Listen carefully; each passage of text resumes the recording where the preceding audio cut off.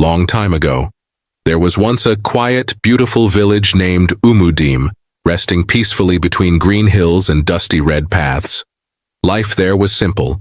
People rose with the sun, greeted their neighbors, and went to bed when the moon took over the sky. Everyone knew everyone, and among the people of Umudim lived Chike Obi, a young man whose heart was pure like clean water and whose soul carried no pride. Chike was the kind of man who would give his last piece of yam to a hungry stranger. He worked on his father's small poultry farm after his father passed away, taking care of his widowed mother, Mama Neka. He didn't have much, but he was content. His days were filled with the sound of hens clucking, the smell of animal feed, and the laughter of children who came to buy eggs. But behind his calm smile, there was a secret, a quiet ache he carried for years. That ache had a name, Amaka. Amaka Naji was the daughter of the local tailor. She was beautiful, not the loud kind of beauty that demanded attention, but the kind that drew your heart without asking. Her skin glowed softly in the sun, her eyes were gentle and curious, and her laughter could make even a sad man smile again. Cheek and Amaka had grown up together in Umudim. They fetched water from the same stream as children, chased fireflies at night, and sat beside each other during Sunday school. As they grew older, their friendship changed. For Cheek, every time Amaka smiled, something stirred inside him. He loved her quietly, deeply, and completely, but never said it aloud. He was a shy man. Words of love always got trapped in his throat whenever he looked into her eyes. Everyone in the village suspected his feelings. Even his mother used to tease him gently. "My son," she'd say, "the way your eyes follow Amaka each time she passes, even a blind man will know your heart has chosen her." Cheek would laugh awkwardly and pretend not to understand. "Mama, she's just my friend." Mama would hum knowingly. "Friend that makes you sweep the compound twice whenever she visits?" He would shake his head and run off to the farm, smiling shyly to himself. Every morning, after feeding the chickens, Chiki would stop by the small primary school where Amaka taught. He always found a reason, sometimes to deliver eggs to the headmistress, other times to fix a broken chair or bring palm fruits from his mother. But the truth was simple. He just wanted to see her. She, on the other hand, had a soft spot for him too.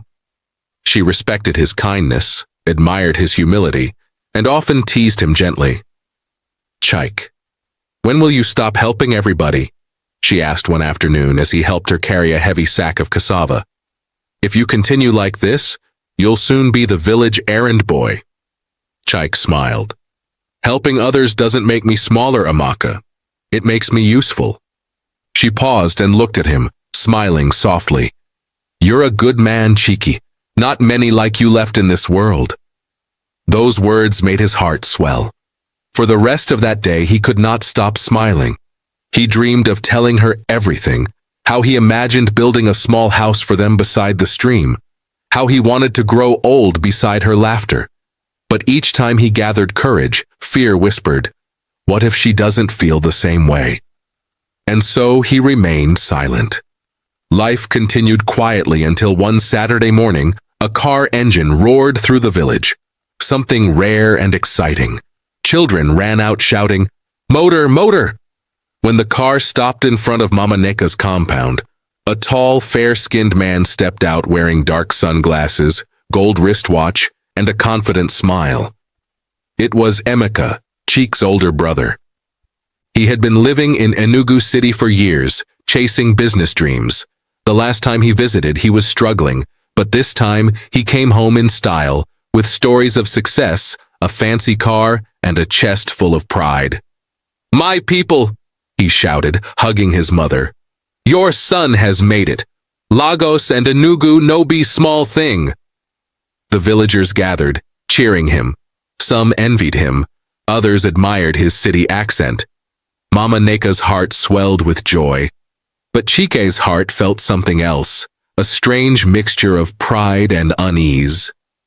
That evening, Amika called Chike aside. "So this is your life now, eh? Feeding chickens and planting maize? Chika smiled calmly. It's honest work, brother. It feeds us. Emeka laughed. You need to think bigger. Come to the city, see how people are living. Village life will kill your dreams. Chike didn't reply. He was content. But deep inside, he already sensed that his brother's return was about to change everything. The next day, Emeka accompanied his mother to church. During service, his eyes kept wandering, until they landed on Amaka, who sat 2 rows ahead. When she stood to lead the choir song, her voice filled the room like honey pouring into the soul. Emeka leaned toward his mother. Mama, who is that? That's Amaka Naji, the tailor's daughter. She teaches at the primary school. Why? Emeka smiled slyly. She's beautiful.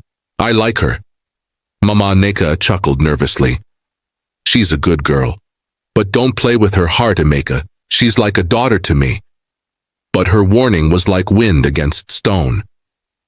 That very evening, Emeka drove his car to the small road near Amaka's compound and offered to drop her home. Teacher Amaka, he said, smiling charmingly, let me save you the stress of walking. The road is dusty.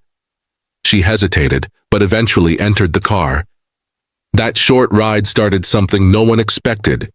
In the days that followed, Emeka began visiting Amaka often. He brought her perfume, jewelry, and food from the city. He told her stories about his life, business meetings, hotels, and travel. At first, Amaka resisted. She was shy, unsure, and even a little uncomfortable. But her parents noticed Emeka's attention and quickly encouraged it. My daughter, her mother said, this one is serious. Look at his car, his clothes. He can take care of you. But Mama, what of Cheek? He's always been my friend. Friend? Can friendship build a house for you? Love is sweet, but money is honey. Think well, my child. Those words stayed in Amaka's mind. She began to notice the difference between the brothers, Chike's quiet humility and Emeka's bold confidence, and slowly she drifted toward the one who glittered. Chike noticed the change almost immediately. One evening, he went to visit Amaka as usual, but she looked distracted. She barely smiled. On the table lay a new gold bracelet, one she could never afford on her own. You've been quiet lately, he said softly. I've just been thinking, she replied. He hesitated for a moment. His heart was racing. This time, he couldn't hide anymore. Amaka, he said, there's something I've carried in my heart for a long time. I've tried to bury it, but it keeps growing. She looked up, curious. What is it? He took a deep breath. I love you, Amaka. I've loved you for years. You're the reason I wake up with joy each morning. I don't have riches or cars, but my heart is yours if you'll have it. Silence. Only the crickets sang in the distance. Amaka looked away, tears welling in her eyes, not from happiness, but from guilt. Chike, she whispered, you're a good man. Any woman would be lucky to have you. He felt the sting in those words. But not you? She hesitated, voice trembling. I didn't plan it, but your brother, Emeka, he asked for my hand. He wants to marry me. The world seemed to stop. Cheek's knees went weak. His lips trembled. My brother? He repeated quietly. She nodded. I'm sorry, Chike. I didn't mean to hurt you. I thought he could give me a better life. He forced a smile that didn't reach his eyes. I see. Without another word, he turned and walked into the night. That night, Chike didn't sleep. He sat outside staring at the stars through tears. His mother came out and found him there. Chike, what is it? She asked gently. She's marrying Emeka, he whispered. Mama sighed heavily. Ah, my son. I feared this. But listen, if it is meant for you, it will come back. Don't let this destroy your spirit. He nodded weakly, though his heart felt shattered beyond repair. The next month, the news spread like wildfire. Amaka and Emeka's traditional marriage was fixed. The village buzzed with excitement. Her parents danced with pride. Emeka moved around with swagger, telling everyone how lucky he was. Chike, meanwhile, kept his distance. He stopped attending church for a while and avoided the market. Everywhere he turned, people whispered, "Ehya, poor Chike, he lost to his brother. That's life. Women love money." He tried to ignore them, but every word cut deep. On the day of the traditional engagement, Chike stayed inside his mother's hut, pretending to be sick. He couldn't bear to see it, but he could still hear the music from afar, the drums, the cheers, the laughter. Each sound felt like a stone against his heart.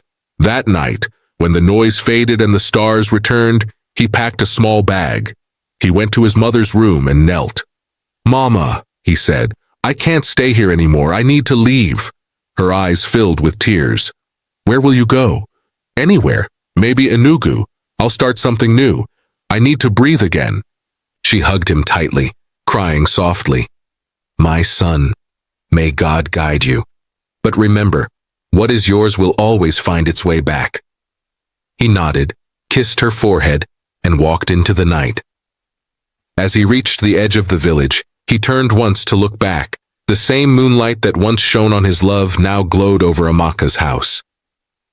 "Goodbye, Amaka," he whispered. "May your happiness be full." Then he walked away into the darkness. Months turned into a year. Chike worked hard in Enugu, saving money and learning poultry business on a larger scale. His humility and discipline impressed people. Slowly, life began to change for him. But back in Umudim, things weren't as bright as they seemed.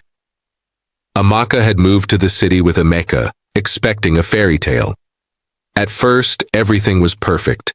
Gifts, dinners, laughter. But slowly, the truth of Emeka's world began to show. A long time had passed since the night Chike packed his few clothes and left the village. The air that night was thick with sorrow and disappointment. The road out of Nsuka had swallowed his shadow, and nobody knew where he had gone. His mother wept for months, lighting candles and praying for him every evening at sunset. Years rolled by like dry leaves in Harmattan. Emeka and Amaka's marriage became a story everyone whispered about, a tale of beauty that ended before it even began. After their wedding, they moved to Enugu City to start a new life. At first, things looked bright. Emeka opened a small business selling car parts and drove Amaka to work every morning. He loved showing her off to his city friends, but deep inside, he was not the man she thought he was.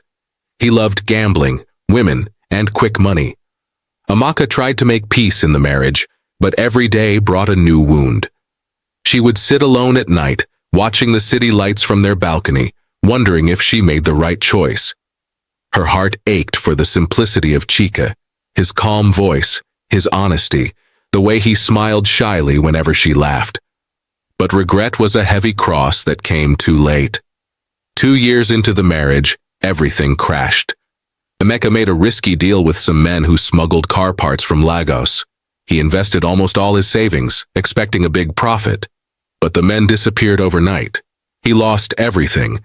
Anger replaced love. He began to drink heavily, returning home late, smelling of alcohol and perfume that wasn't Amaka's. When she asked where he had been, he shouted, breaking plates and calling her ungrateful. "Don't talk to me like that, woman. Do you know what I go through for you?" he yelled one night, slamming the door.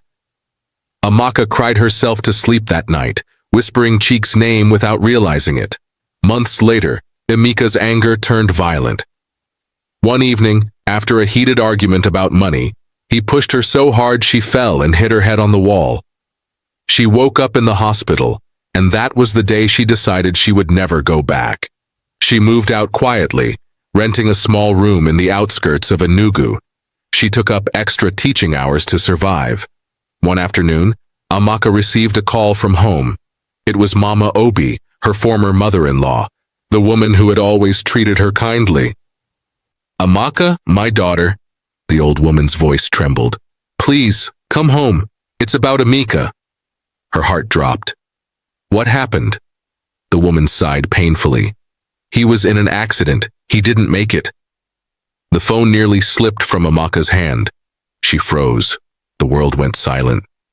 A few days later, she was back in Nasuka, watching as they lowered Emeka's coffin into the red earth. He was gone, just like that, all his charm, pride, and anger buried under the soil. Mama Obi wept bitterly, clinging to Amaka. If only my sons had not fought over you, my daughter. If only love had not turned into competition. Amaka's tears flowed uncontrollably. Mama, I never meant for any of this to happen. The old woman held her close. I know, my child. You were also a victim of life's cruel games.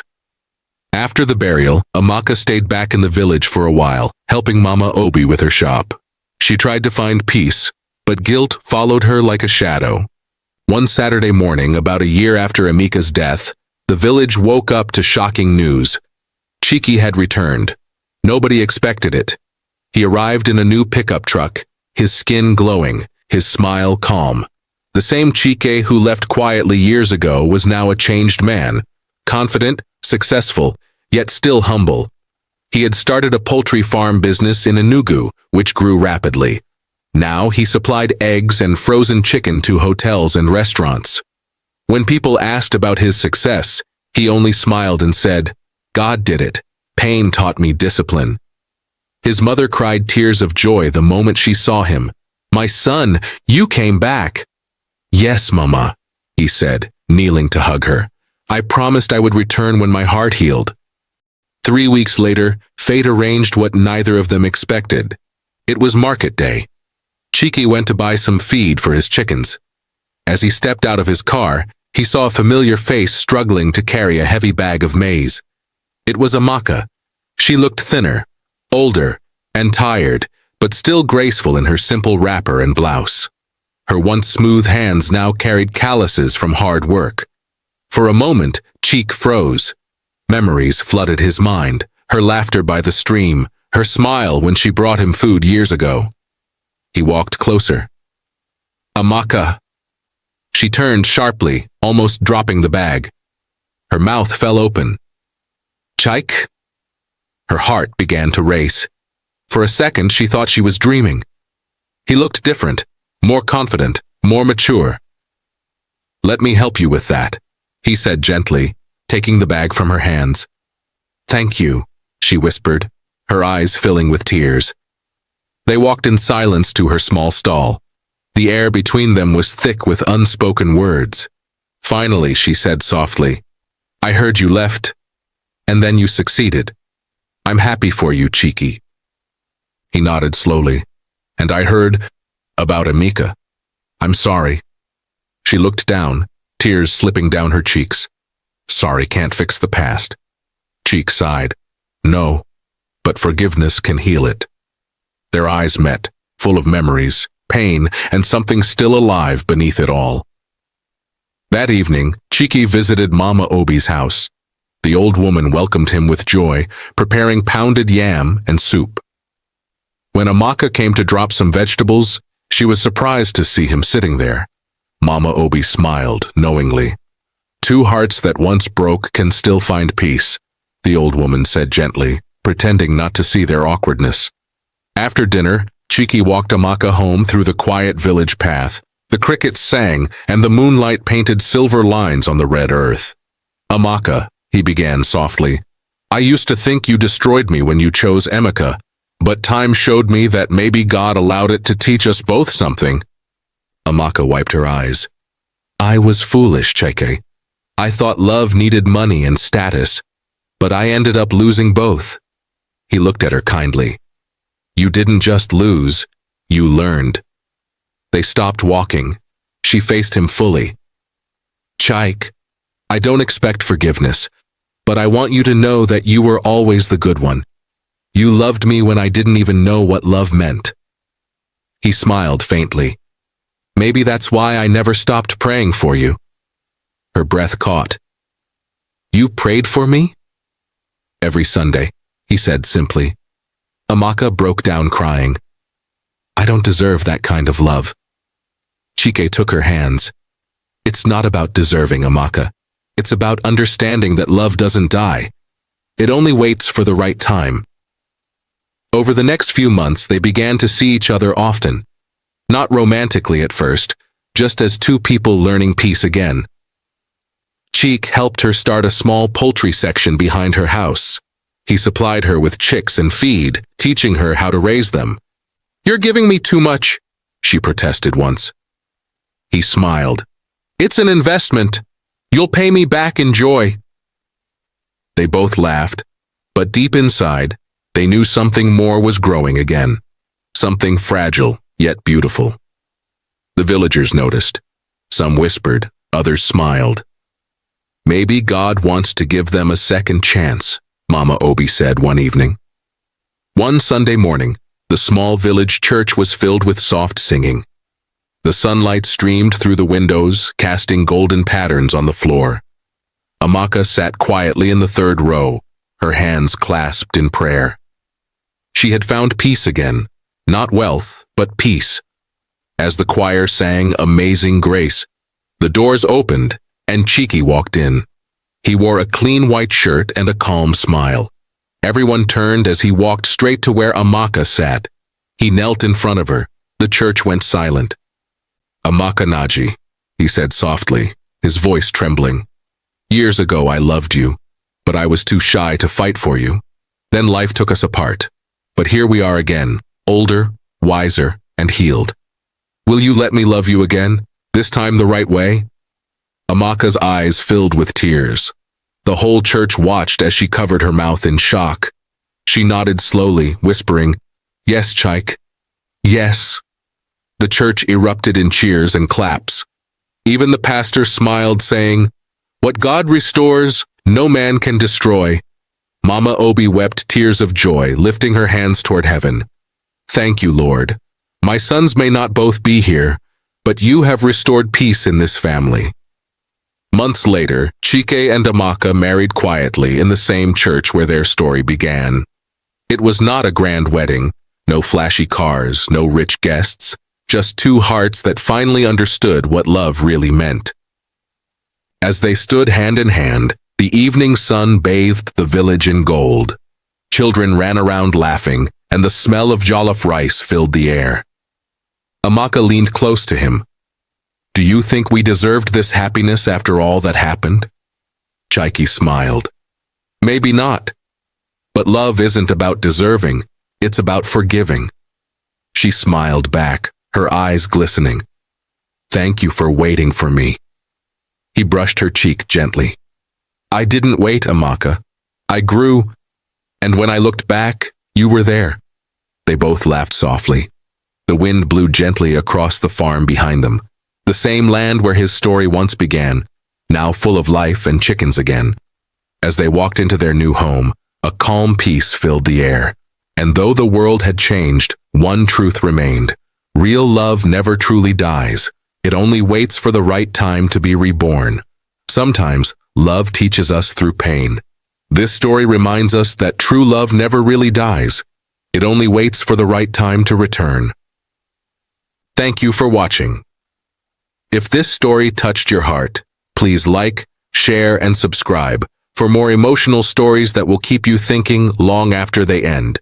See you in the next story.